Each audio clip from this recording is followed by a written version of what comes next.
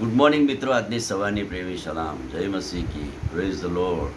પ્રભુનો આભાર માનીએ છીએ કે આપણે દરરોજ આ રીતે ટૂંક મનનમાં જોડાઈને પ્રભુનો મહિમા પ્રગટ કરીએ છીએ, સાથે મળીને પ્રભુના વચનો શીખીએ છીએ. અને તમે લોકો જેવો જુઓ છો, ઉત્તેજન આપો છો, લાઈક કરો છો અને બીજાને શેર પણ કરો છો, એ માટે પ્રભુનો આભાર, પ્રભુના નામને ધન્યવાદ આપું છું. અને અત્યારે આપણે પ્રેરિતોના કૃત્યોના 4થા અધ્યાયના 36 અને 37મું વચન. યુસફ કરીને એક લેવી હતો, તે જે સૈપ્રસનો વતની હતો, તેની અટક પ્રેરિતોએ બારનાબાસ એટલે સુબોધનો દીકરો પાડી હતી. તેની પાસે ભોંય હતી, તે તેણે વેચી નાખી અને તેનું નાણું લાવીને પ્રેરિતોના પગ આગળ મૂક્યું. કેટલી અદ્ભુત સાક્ષી શરૂઆતની મંડળીની. પુનરુત્થાનના સાક્ષી થવું, ઈસુની વાત પ્રગટ કરવી એટલું જ નહીં, પણ મંડળીને વિશ્વાસીઓનું ટોળું એક બન્યું. ત્યારે તેઓએ નક્કી કર્યું કે આપણે બધાની મિલકત સર્વસામાન્ય હશે અને જેને જેને જરૂરિયાત હશે એને આપણે આપીશું. અને આપણે 4થા અધ્યાયના 32મા વચનથી જોયેલું કે એ લોકોએ બધું જ મૂલ્ય વસ્તુઓ વેચેલી પ્રેરિતોના પગ આગળ મૂકવું એવું નક્કી કરવામાં આવેલું. કોઈ નિયમ ઠરાવ્યો નહોતો, પણ જે પ્રભુનું છે એને મંડળીને માટે વપરાય. ત્યારે મંડળી માટે કટોકટીભરી પરિસ્થિતિ હતી, સતાવણીઓ હતી, એમની માલ મિલકતો ફેદી કાઢવામાં નાખી દેવામાં આવતી હતી અને એટલી બધી સતાવણીઓ મધ્ય આર્થિક પરિસ્થિતિ પણ નબળી હતી. અને એવા સમયમાં મંડળી મજબૂત બને એ જરૂરી હતું. અને એટલે શરૂઆતની મંડળીને વિશ્વાસીઓએ નક્કી કર્યું કે આપણી બધી જ આર્થિક જે પરિસ્થિતિઓ છે, આપણી જે આવક છે, બધી જ પ્રેરિતો આગળ, વિશ્વાસથી શિષ્યો આગળ મૂકીએ અને તેઓ વહીવટ કરશે અને તેઓ આપણને વહેંચીને આપશે. પ્રભુનો આભાર. શરૂઆતની મંડળીનો આ એક ગોલ, આ એક ધ્યેય ખૂબ આશીર્વાદિત રહ્યો. અને એના અનુસંધાનમાં એક વ્યક્તિની એવી સાક્ષી અહીંયા છે જેનું નામ છે બારનાબાસ, પણ એનું નામ તો યુસફ લેવી હતું, સૈપ્રસનો વતની હતો, પણ પ્રેરિતોએ એનું નામ બદલ્યું.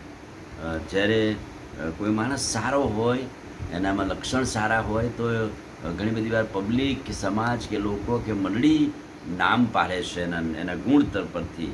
કેમ કે પ્રબોધક હતો, એ સારો માણસ હતો, પૈસાદાર હતો, અને એટલા માટે એણે જ્યારે અદ્ભુત સેવા કરી તો એના નામનો અર્થ સુબોધનો દીકરો, સારો દીકરો, પ્રભુની વાત પ્રગટ કરનાર દીકરો.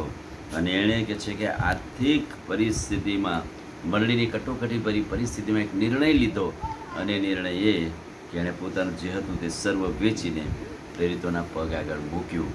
શા માટે એને સુબોધનો દીકરો કહેવામાં આવ્યો? શા માટે સારો માણસ હતો?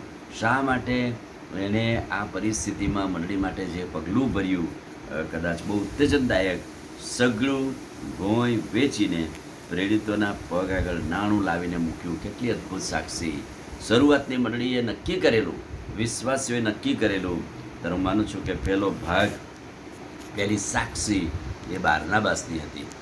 અને બારનાબાસે આ નમૂનો આપ્યો. પોતાનું જે હતું તે તેણે વેચીને પ્રેરિતોના પગ આગળ મૂક્યું. પહેલી વાત તો એ છે કે આર્થિક પરિસ્થિતિઓમાં મદદ કરનાર એવી વ્યક્તિ. અને એટલે સારો માણસ કહેવાયો, પ્રબોધક કહેવાયો, સુબોધનો દીકરો કહેવાયો. એટલા માટે સઘળું વેચીને પૈસાદાર માણસ ગરીબ બની જાય એવું બને, પણ મંડળી માટે, મંડળી વૃદ્ધિ પામે. આર્થિક કટોકટીભરી પરિસ્થિતિમાં હું મારું શું આપું છું? અને આજે સવારે આ પ્રભુનું વચન આપણને ઉત્તેજન આપે છે કે આપણને પ્રભુએ જે આપ્યું છે 10મો ભાગ તો કયો જ છે. શરૂઆતની મંડળી તો અહીંયા શું કહેતી હતી? સર્વસ્વ વેચીને પ્રેરિતોના પગાર લાવવાનું. આપણી મંડળી વૃદ્ધિ પામે, આપણી મંડળીની જરૂરિયાત હોય તો આપણું યોગદાન શું છે, આપણે શું આપીએ છીએ પ્રભુના મહિમાના માટે.